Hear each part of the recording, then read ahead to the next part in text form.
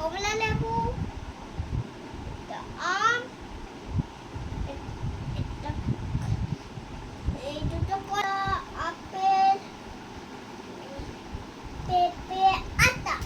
বন্ধুরা কেমন লেগেছে ভিডিওতে